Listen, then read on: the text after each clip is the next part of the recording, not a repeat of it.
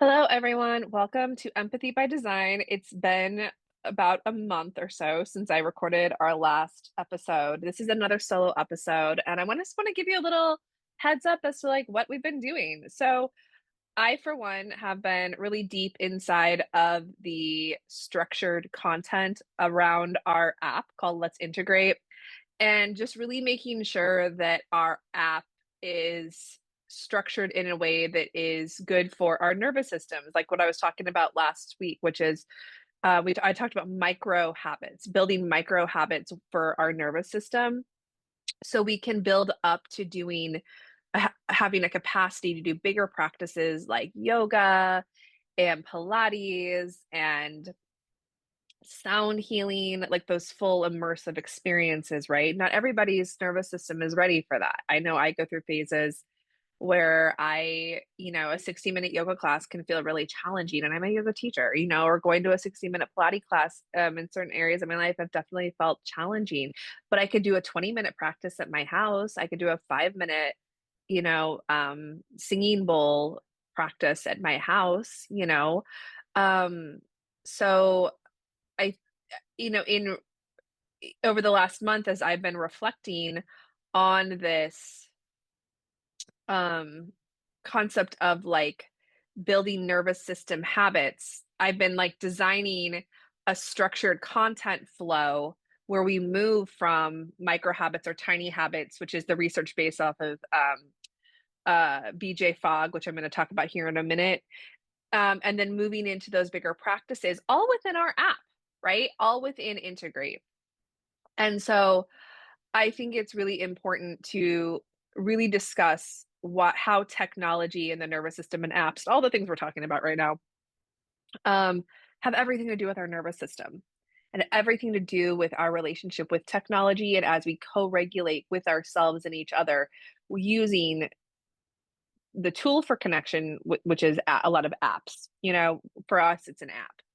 So in saying that, let's talk a little bit about like this concept of a spiral. Okay, spiraling um from tiny habits inward towards connection to self, and then outward back to maybe beginning again, right? So I like to look at our content structure in our app as like a spiral, right?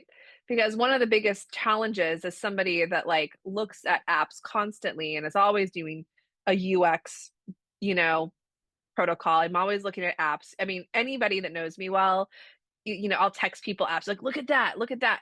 Can you believe this app? Look at this cool app. If anyone that knows me well over the last 5 to 7 years can test, I'm always looking at app designs. I'm always looking at the user experience. And I think the big thing about apps and wellness apps is that the point of them is that they're trying to change a behavior. And most apps give people, a library of resources or practices, but without intentional design. And without an intentional design, it can feel very overwhelming to people if we're not structured well. So behavior change doesn't change because we know more or we see people doing things that are healthy. It changes when we're invited to step up into experiences that are accessible, repeatable, and safe enough. Okay, when I say safe enough, I'm meaning safe enough for where we are at, customization for our own nervous system experience.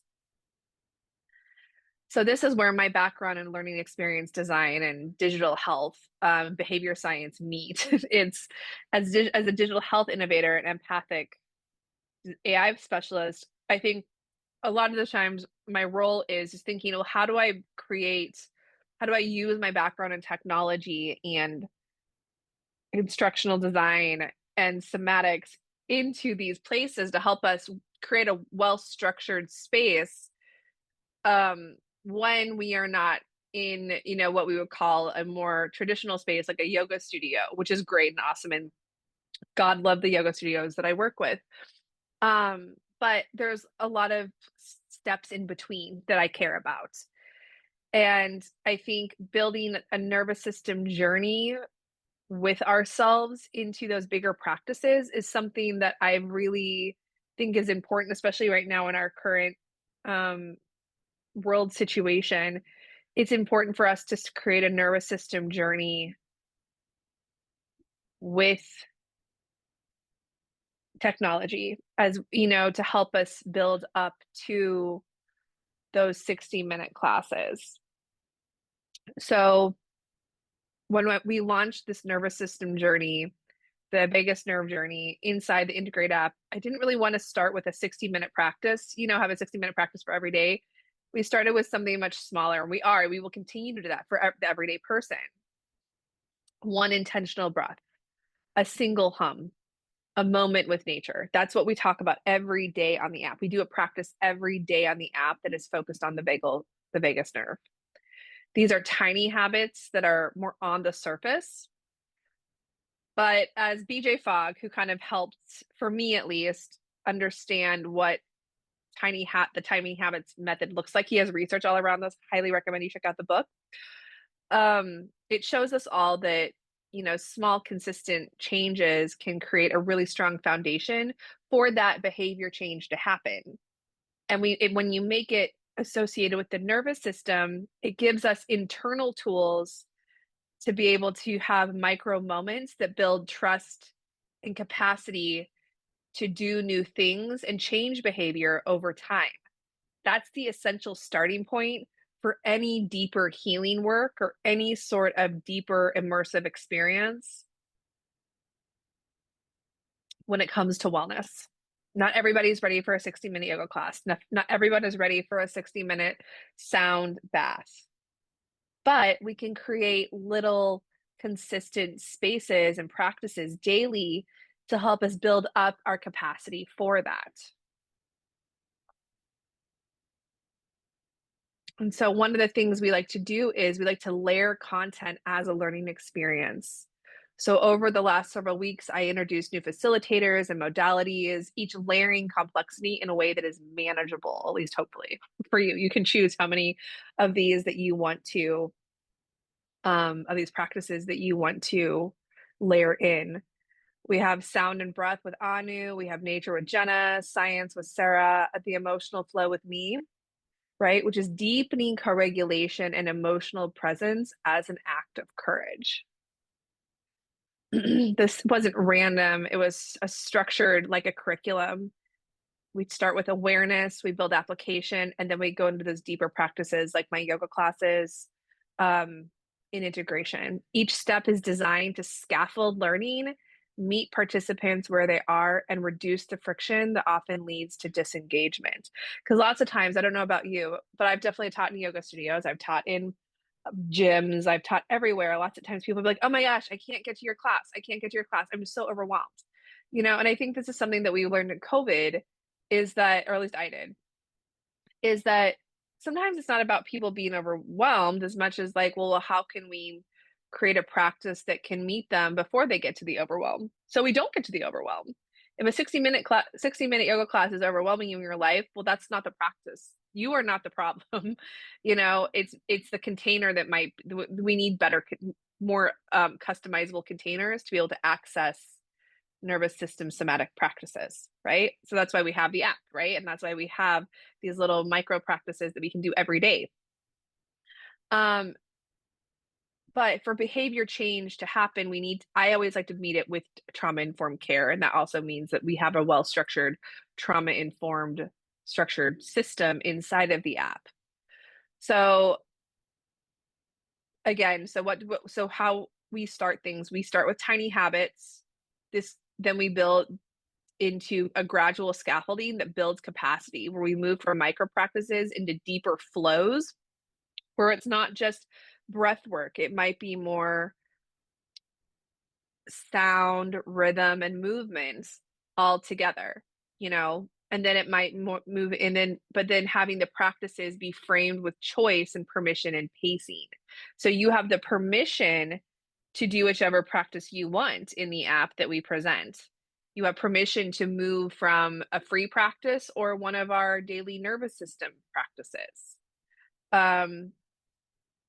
But there's a narrative that's happening that is a spiral shape, right? And that way you can feel a part of the journey, not just it's not just a random set of exercises depending on what you want for the day.